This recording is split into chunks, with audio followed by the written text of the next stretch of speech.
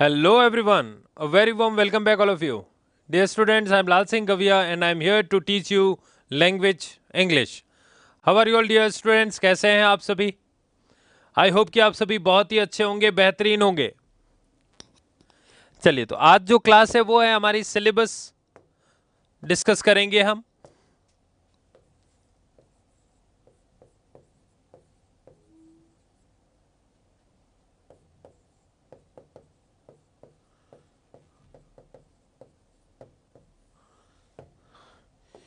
कुछ common exams की हम यहां तैयारी करेंगे जनरल इंग्लिश की.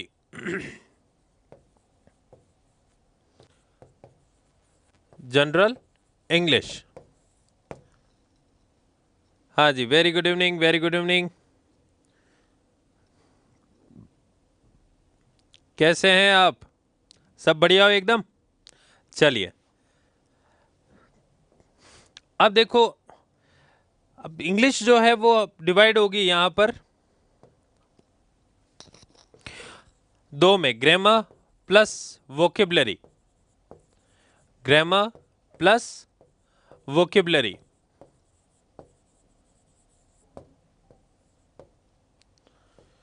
ग्रामर का मतलब है व्याकरण,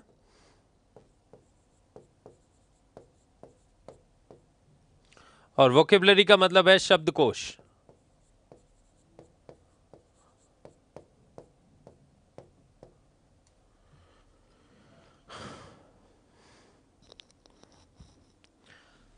हाँ, जय महाकाल, जय मां गणनी सभी को.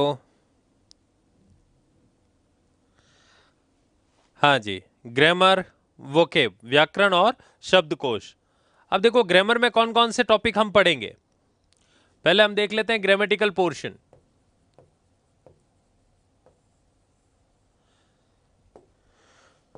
तो आज तो मैं आपका ज्यादा समय नहीं लूंगा, आज तो सिर्फ स्टार्ट करना है. बिल्कुल जीरो लेवल से हम स्टार्ट करेंगे, लेकिन जो टॉपिक्स हैं हमारे कॉमन एग्जाम्स में, जो टॉपिक्स आएंगे वो हम देखेंगे. ठीक है, बिल्कुल एबीसीडी से तो हम स्टार्ट नहीं कर सकते हैं.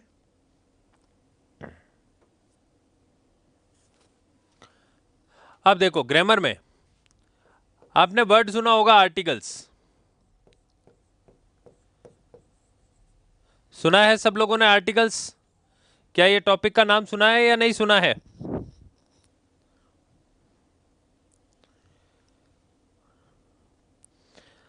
हाँ, राधे राधे, जय गिरिराज महाराज की जय. जोहार सूर जी सब. टाइम तो देखो लगेगा. हाँ, इंग्लिश में लगभग सभी कमजोर होते हैं, डरने की बात नहीं है. पढ़ोगे तो सब कुछ हो जाएगा, लेकिन नहीं पढ़ोगे तो फिर मामला गड़बड़ होगा. चाहे आप कितना भी इजीली पढ़ा लूं, चाहे कितना ही जो है मैं आपको अच्छे से समझा दूं, लेकिन फिर भी अगर आप रिवाइज नहीं करोगे तो मामला गड़बड़ हो जाएगा. पढ़ना जरूर है, ठीक है.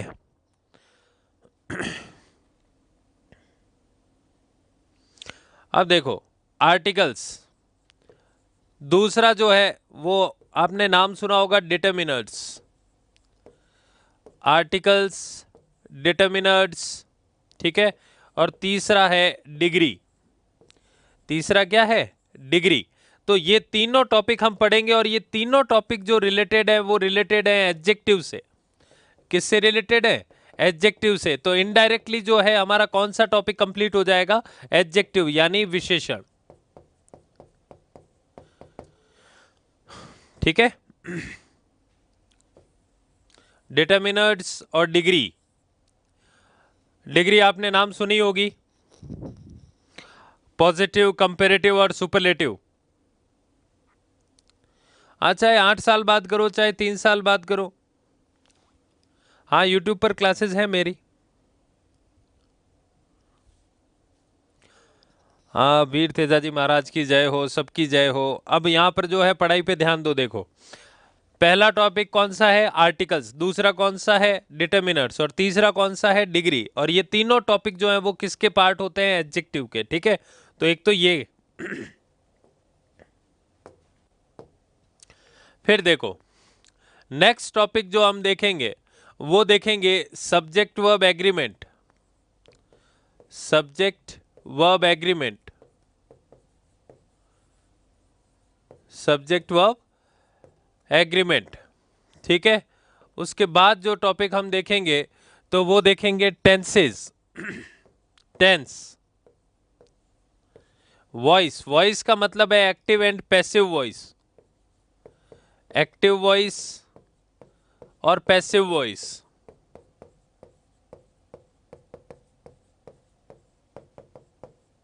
एक्टिव वॉइस और पैसिव वॉइस, ठीक है।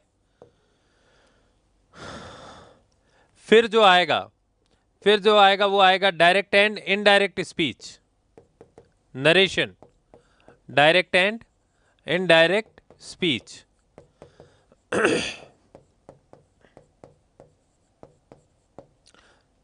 और ये जो पार्ट होते हैं ये होते हैं वर्ब के। किसके पार्ट होते हैं? वर्ब के पार्ट हैं ये। किसके पार्ट हैं? वर्ब।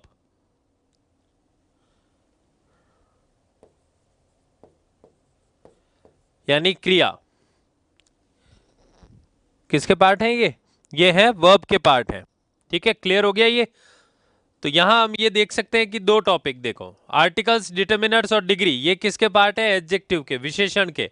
और subject verb agreement, tense, active passive और डायरेक्ट एंड इनडायरेक्ट, इनमें जो काम करता है वो क्या करता है? वर्ब करता है, ठीक है।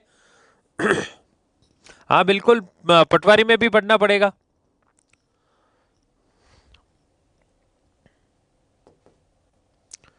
फिर देखिए उसके बाद जो हम देखेंगे वो देखेंगे 8th टॉपिक, हम देखेंगे कंजंक्शंस। क्या देखेंगे? कंजंक्शंस, ठीक है। 9th टॉपिक जो देखेंगे वो देखेंगे हम प्रेपोजिशंस, प्रेपोजिशंस। और 10th टॉपिक जो है वो है ट्रांसफॉर्मेशन। अब ट्रांसफॉर्मेशन में जो है क्या क्या टॉपिक्स हैं, तो वो हैं एसर्टिव, अगर मैं बोलूं अफर्मेटिव टू नेगेटिव, सकारात्मक से नकारात्मक बनाना, अफर्मेटिव सेंटेंस से नेगेटिव सेंटेंस, नेगेटिव सेंटेंस कैसे बनाया जाता है, एसर्टिव से इंटेरोगेटिव,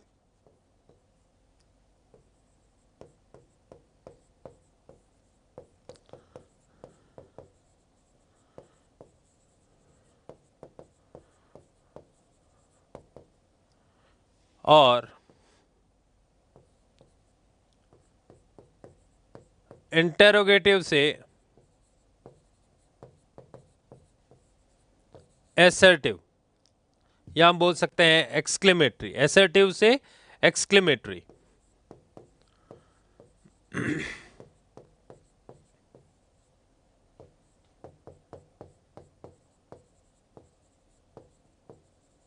विस्मयादि बोधक वाक्य नाम सुने ही होंगे आपने। तो ये जो 10 टॉपिक्स हैं, टाइम तो लगेगा देखो इसमें, टाइम तो इसमें लगेगा।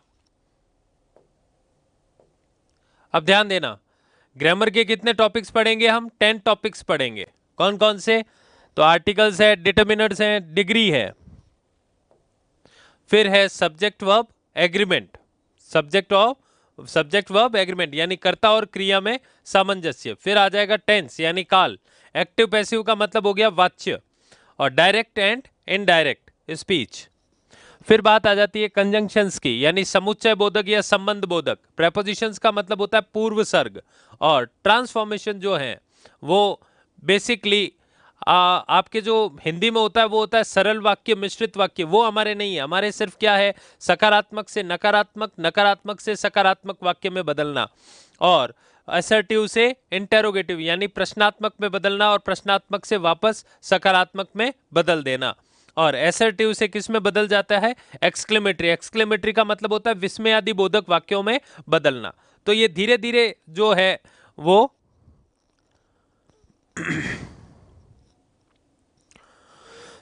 हाँ जी, लिखने दीजिए सर प्लीज। चलो ठीक है, लिख लो, कोई दिक्कत नहीं है, लिख लीजिए।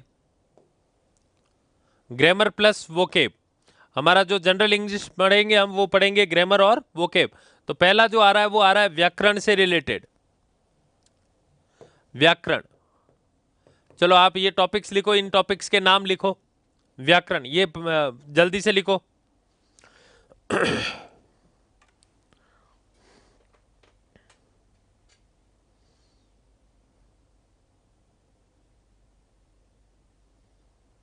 फटाफट लिखिए जल्दी से।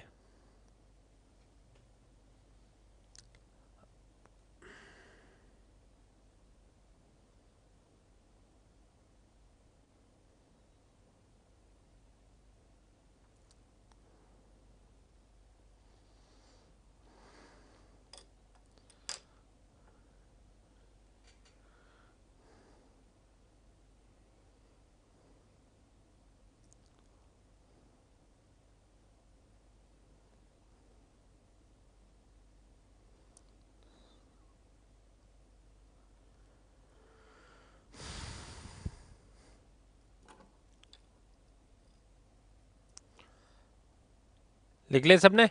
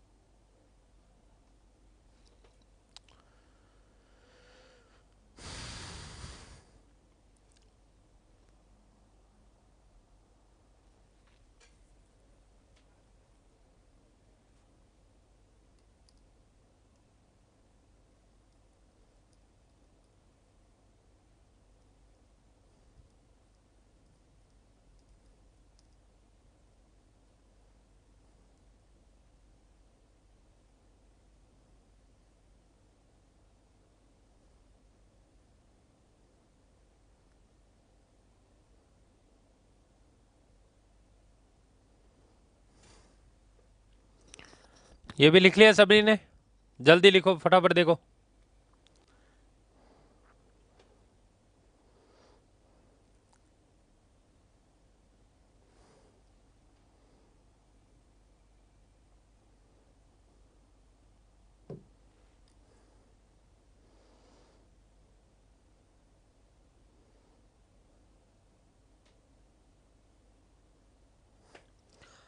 चलिए अब ये लिख लीजिए।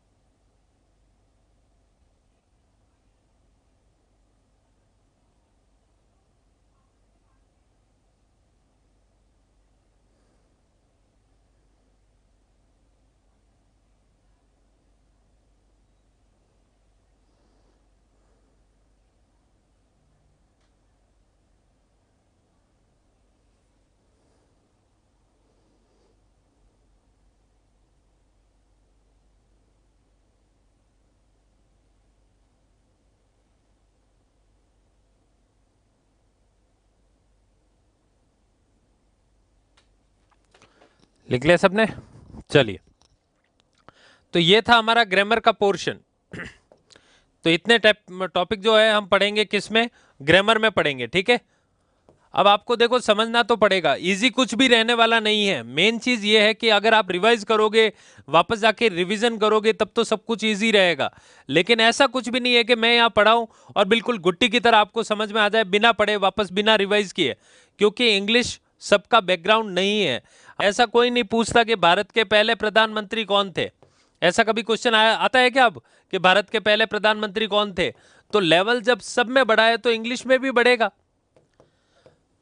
ठीक है। प्रधानमंत्री कौन थे?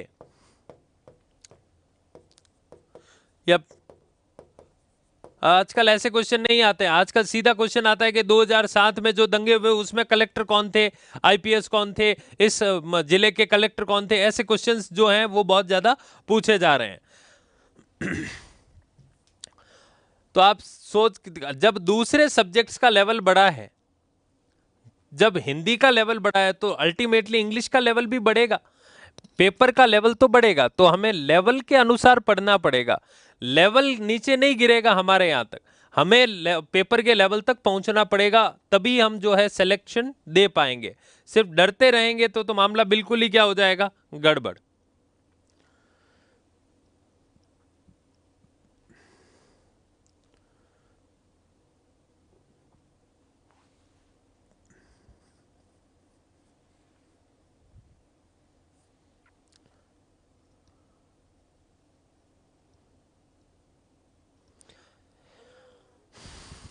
ठीक है, चलिए तो अब हम देखते हैं वोकेबलरी।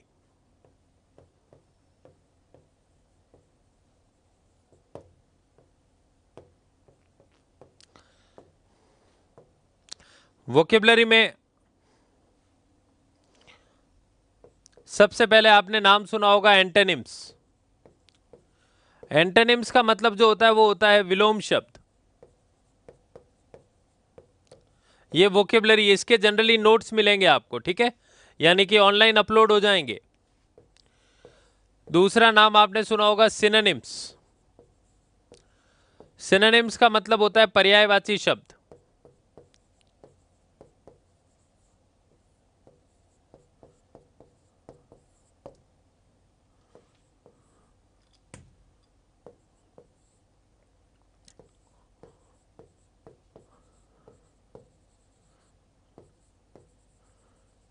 फिर आ रहा है one word substitution. One word substitution का मतलब होता है अनेक शब्दों के लिए एक शब्द,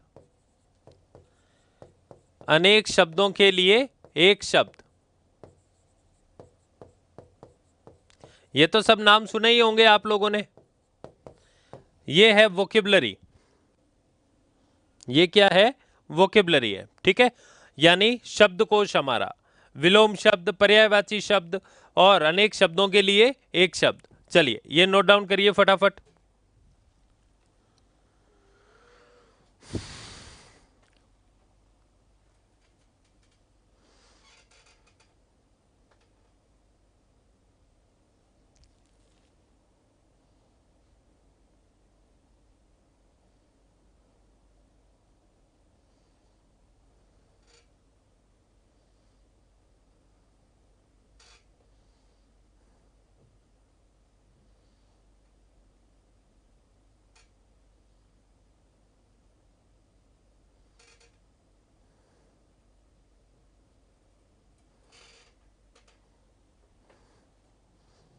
लिख लिया सबने? नेक्स्ट, अब देखो, फिर आपने नाम सुना होगा ईडियम्स एंड फ्रेजेस। मुहावरे वर्ड सुना है?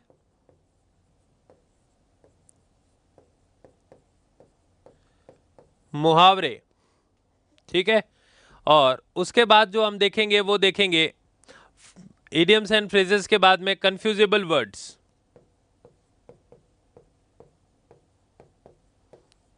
जो वर्ड्स कंफ्यूज करते हो, कंफ्यूजेबल वर्ड्स, जैसे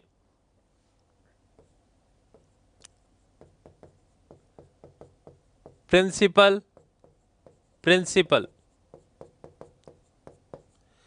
अब देखो स्पेलिंग में ज्यादा फर्क नहीं है, उच्चारण में भी फर्क नहीं है, लेकिन अर्थ में फर्क है। अर्थ में क्या है, फर्क है। इस प्रिंसिपल का मतलब होता है मेन, यानी मुख्य, और इसका मतलब होता है आदर्श, सिद्धांत।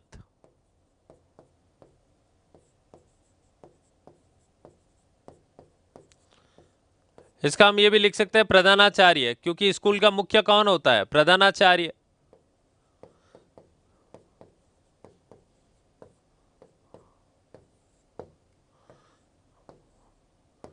और इनका अर्थ होता है आदर्श या सिद्धांत, आदर्श या सिद्धांत।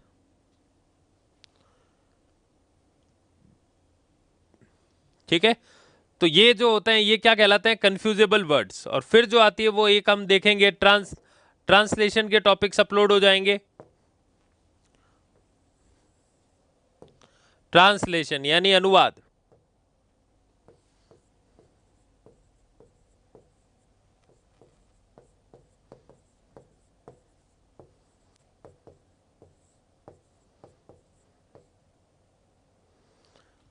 ट्रांसलेशन,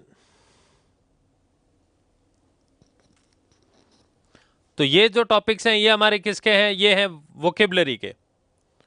तो ये हो गया फोर्थ, ये हो गया फिफ्थ और ये हो गया सिक्स्थ। चलो लिख लो फटाफट ये।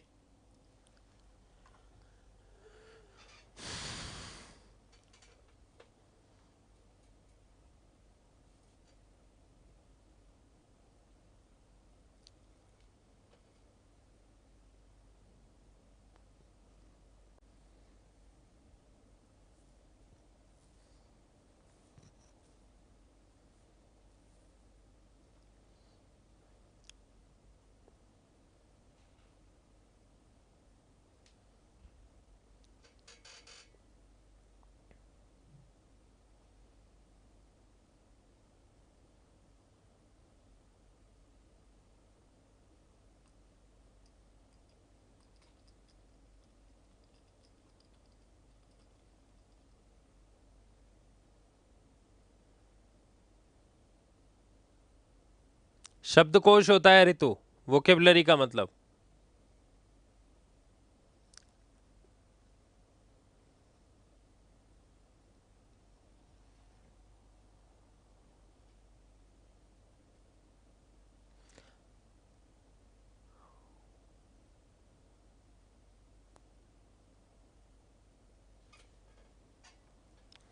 हो गया सभी का।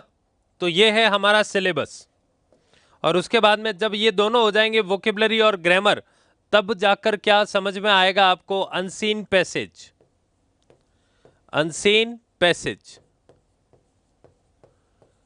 यानी अपठित गद्यांश। और ये इसको तो सबने नाम तो सुना ही होगा, ये इसी की वजह से हम 10th 12th पास हुए हैं। अपठित गद्यांश 10th में आया होगा ये आप लोगों के। नहीं, प्रोनाउन और वर्ब और ये सब आपके हैं नहीं। एडवर्ब और वर्ब ये डायरेक्टली क्वेश्चन नहीं आएगा। क्वेश्चन जो आएगा वर्ब का वो किस में से आ जाएगा, वो सीधा सीधा आ जाएगा इनमें से। इनमें से आ रहा है इसका मतलब वर्ब का ही क्वेश्चन है, इनमें से आ रहा है इसका मतलब एडजेक्टिव का क्वेश्चन है। तो डायरेक्टली क्वेश्चन नहीं आएंगे प्रोनाउन के। और उसमें प्रोनाउन जो देखना होगा वो हम देख लेंगे, इसमें देख लेंगे, थोड़ा बहुत देखेंगे तो सब्जेक्ट वर्ब एग्रीमेंट में। तो ये है हमारा सिलेबस। तो आज की क्लास में हमें डिस्कस करना था सिलेबस का। तो ये जनरल एग्जाम्स में, हर एग्जाम में अलग अलग नंबर ऑफ क्वेश्चंस अलग अलग हैं, ठीक है।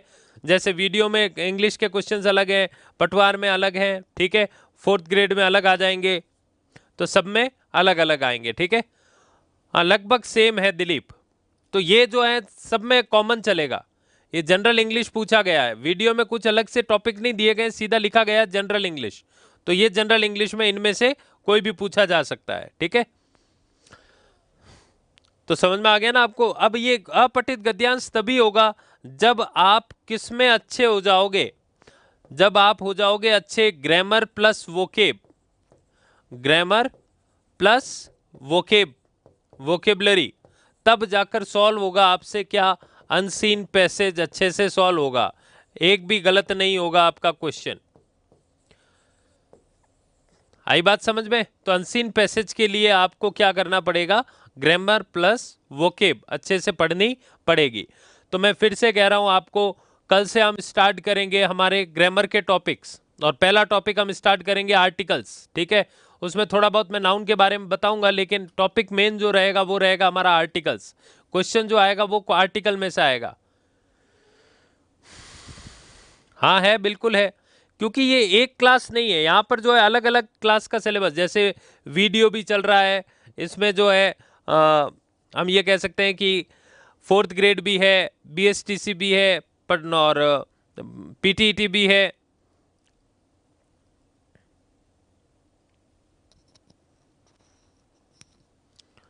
हाँ, अनसीन पैसेज भी है बिल्कुल।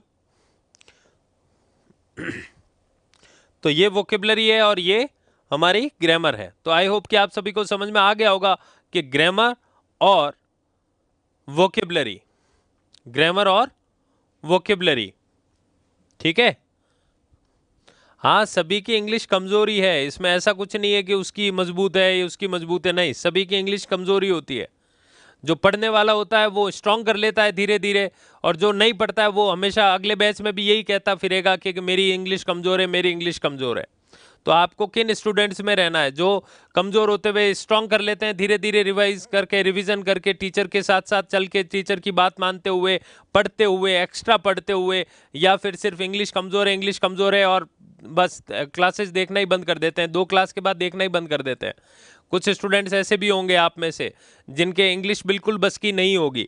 अब मैं आपको ये समझना पड़ेगा कि हमें डिफिकल्टी लेवल, अब ये कंपटीशन है, ये कोई फर्स्ट क्लास सेकंड क्लास नहीं है कि आपको एबीसीडी सिखाई जाएगी यहाँ पर।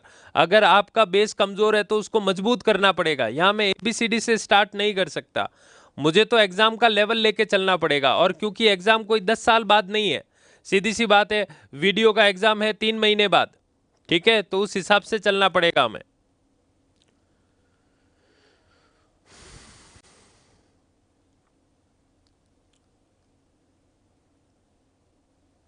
आई बात समझ में?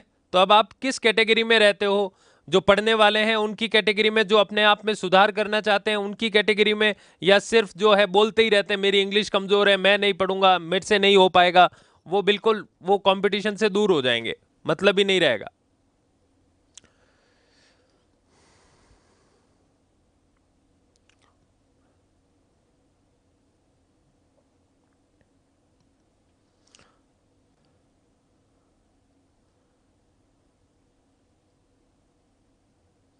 हाँ जी बिल्कुल।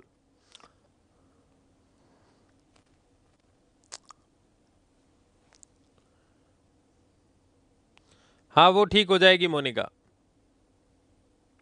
हाँ, एरर बेस्ड और spelling, fill in the blank सब कुछ करवाऊंगा मैं।